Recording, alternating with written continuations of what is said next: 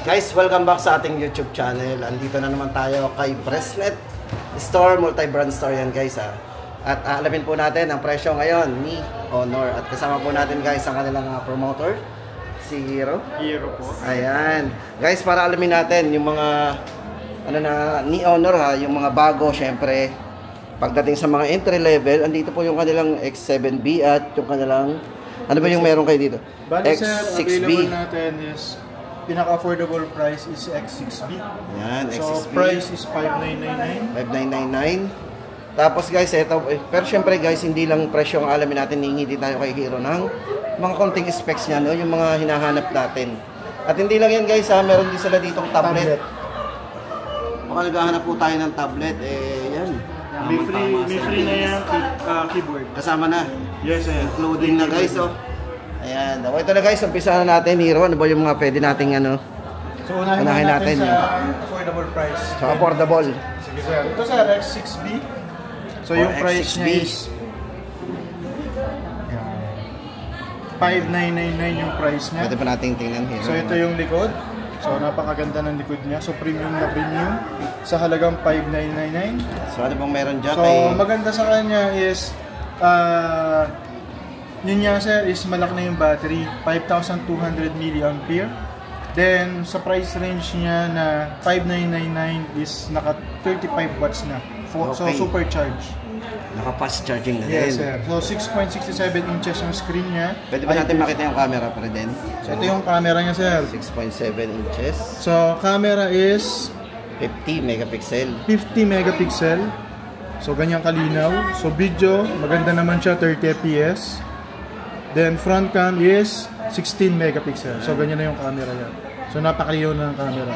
Then sa processor, pwede ba natin So sa processor sir is G85 na. So napakataas na ng CPU. Then storage is 12 GB RAM. So 6 plus 6 yung RAM niya. So compare sa other brand, yung processor namin is nag-automatic na. So meron tayong tinatawag na virtual RAM o RAM expansion. No, kalimitan sineset. Pagdating sa kanya, hindi mo na kailangan iset. Naka 6 na. So 6 plus 6, so automatic yun. Pag kinulang si 6 GB RAM, so automatic siya mag-a-adjust. Kukunin niya sa RAM, sa ROM, then yun, dadagdag na hanggang up to 12 GB RAM. Ayan. Pero yung ROM is 128 GB. Ayan. Then expandable naman siya. Ayan guys, kung naghahanap pa tayo ng budget lang, Honor X6B. 5,999. Next natin, ang kanila pong X7C. So ito yun. Ito yung likod niya. So hindi na rin nagagasgas. So ito yung sample na white, color white, na mukha siyang ceramic. Okay. So kahit yung fingerprint, hindi nabakat. Kahit kuskusin mo, hindi rin nagagasgas. Okay. Ito guys, so specification naman ng ating alamin dito. Bali, water resistant na and drop resistant. So washable. Yes sir, washable na siya. So pakita natin yung ano niya. So 5-star nga, drop resistant na siya. So makikita natin yung durability ng phone. Then water resistant na. Washable din, no? Yes po. Then malaki yung battery niya sa price range niya. 6,000 mAh. So kaya niyan tumagal ng halos buong araw. Okay, all day battery. Then 35 watts na rin. Fast charge. So sa camera naman 108 megapixel. So ganito nang kalinaw yung camera niya. So ganyan kalinaw. So ito yung video. The other function, meron siyang tinatawag na dual view video. Dual view video. Sa 8999 may dual view video na siya. Okay. Then yung front cam, ganito na rin kalinaw. Ito, naka-portrait pa rin. Yan. Ganyan siya kalinaw. Tapos ang processor naman na ginamit natin dito is Qualcomm 685. Qualcomm Snapdragon 685. Yes, sir. Pero sa storage, napakaganda kasi 16 GB of RAM, then 256 GB of ROM. Okay. So napakataas na. So naghahanap ng malaking storage, yan. Si Honor X7C. Presyo natin, 8,999. So next natin, ang kanilang X8C. X8C. Ganda ng design guys. So, tingnan muna natin yung design. Mukha siyang iPhone. Manipis lang. Mukha siyang iPhone. So ganyan po yung kanyang likod. Matte design. Yan, para sa mga kulay guys, pwede ba natin makita pa yung mga kulay muna ng X6? X8C. Sa X8C sir, meron tayong green at saka black. Then white. Kaso wala tayong sample. Ito pala sir, yung sample ng white. Yung sample ng white. O yan guys, baka gusto natin ng white. Ito pagdating sa mga specification guys, so yun sir, display natin is AMOLED display na. Napaka-vivid. So vivid yung kulay, matingkad. Then meron din siyang tinatawag na drop, Matibay 5-star drop resistance, and washable na rin siya. So same din ang mga lahat ng model natin ng Honor. Then yun, 2,800 nits AMOLED display. So direct sunlight, lumabas ka, matingkad yung kulay niya, then hindi mo na kailangan taasan yung brightness. So mababasa mo pa rin kung ano yung nasa screen. Ayun maganda sa kanya. Then 108 megapixel, then 50 megapixel yung front. So ganyan ang katingkad yung kulay niya. So sample natin yung camera. Dito tayo sa back, ganyan ang kalinaw. Yung video niya, so ganyan na rin katingkad, then OIS na rin siya. So stable. Oh, ayan. So, Then, mga punta mahilig sa video, pwede sa inyo. So maganda na itong pang-vlog. Ito yung front cam, 50 megapixel. Ganyan kalinaw. Okay, liwanag. Oh. Tapos, Presyo, alamin natin. 13,999 lang po siya. Then sa storage, 13,999. ang RAM niya is 16 gig, pero yung storage niya is 512 na. So ganun kataas. So naghahanap ng sobrang laki ng storage. Ito yung may re-recommend namin na 13,999 lang, pero naka 512. Okay. Then 5,000 mAh kasi nanipis nga lang siya. Tapos 35 watts din. So 35 watts yung supercharge niya yung phone natin. Okay, next. Bukod dito kay Honor X8C. Then next natin. Ito yung pinakakilala. So ito yung nakikita natin sa Facebook, sa YouTube, then sa TikTok. Ito yung kino-commercial. So maraming vlogger na rin yung kumbaga na content ng phone na ito. So ito si all angle X9C. So meron siyang triple angle defense. So all angle na. So meron siyang drop resistance, So pakita natin water sa ating resistance, PPT. at syempre meron din siyang heat resistance. So yun yung mga So yan, papakita dyan, all angle ultra top. So napakatibay niya. So meron siyang 5-star SGS. So 360 water resistant na rin yung phone natin. So aksidente mo basa. So hindi kayo matatakot masisira agad. Rainproof touch. So maganda dyan kahit basa yung cellphone. So pwede natin matouch yung screen. So makakapag-type pa rin tayo. So bagay na bagay ito sa mga rider. Oh, yan, Nakalimita na dyan. nasugod sa ulan. Tapos syempre magche-check sila ng mga booking nila. So matatouch pa rin. So, So hindi mga na kailangan pasmado, no? sa pasmado, isa pa rin yun. So napakaganda ng phone na to. Then malaki yung battery. So yun, Hindi isa pa rin, mabibitin. 6,600 mAh.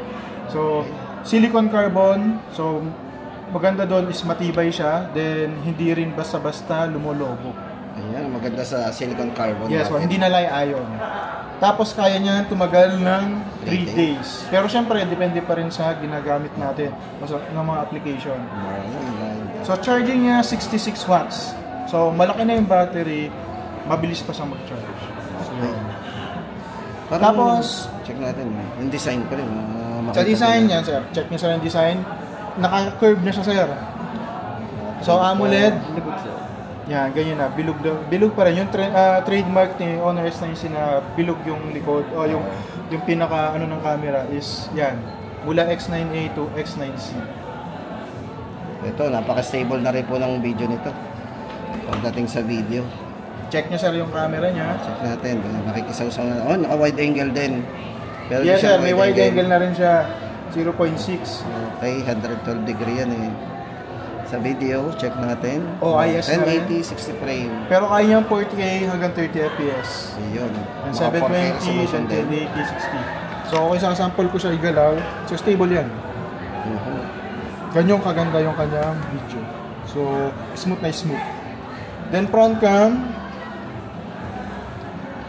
Yan, ganyang kalinaw ang front cam. Portrait yan, then ito yung front cam. So, napakatingkad ng kulay. Tapos, multi-video, meron din naman siya. Dual view video. Yan. Ito Gumagana maganda. siya. Real time yan. Pag nag-video tayo. Dual view video. Yan. Tapos, nandiyan pa yung mga panorama, slow-mo, time-lapse, high-res, documents. Then, mga AI eraser, pwede na rin dito.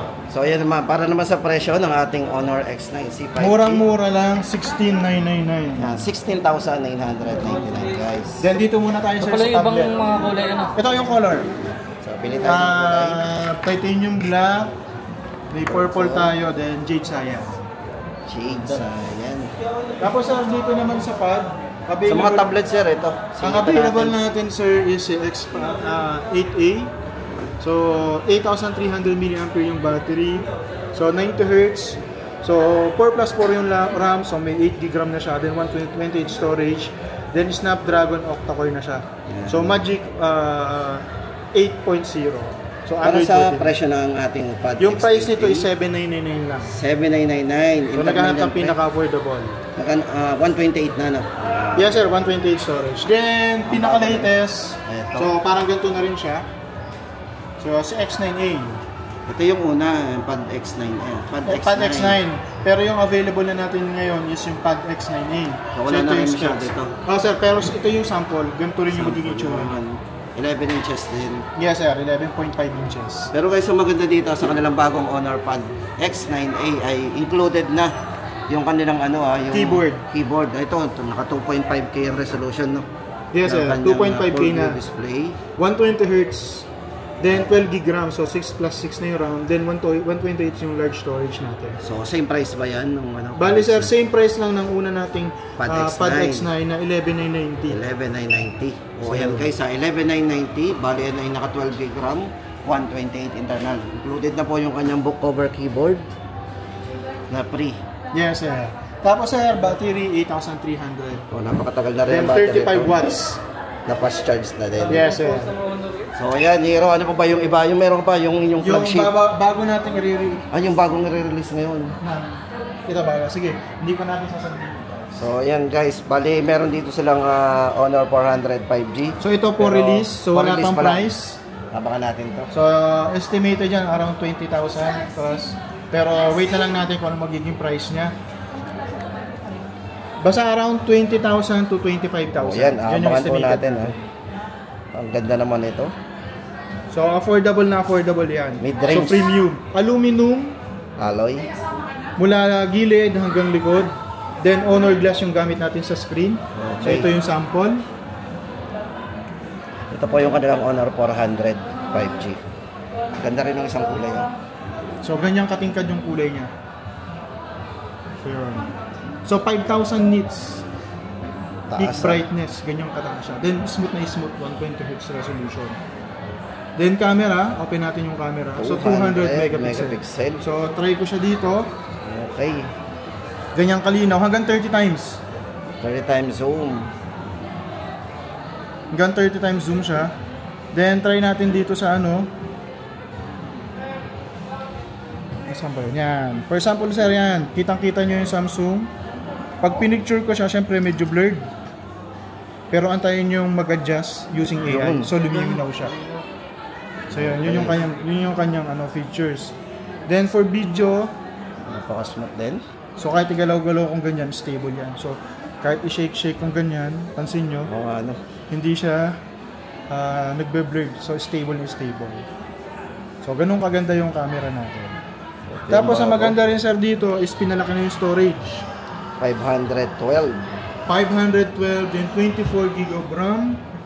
Battery 6,000 silicon carbon din siya. So matagal malobat pero manipis. Oo. Kahit 6,000 mAh yung battery, sobrang nipis ng phone. So para ka naka-iPhone, din handy magaan.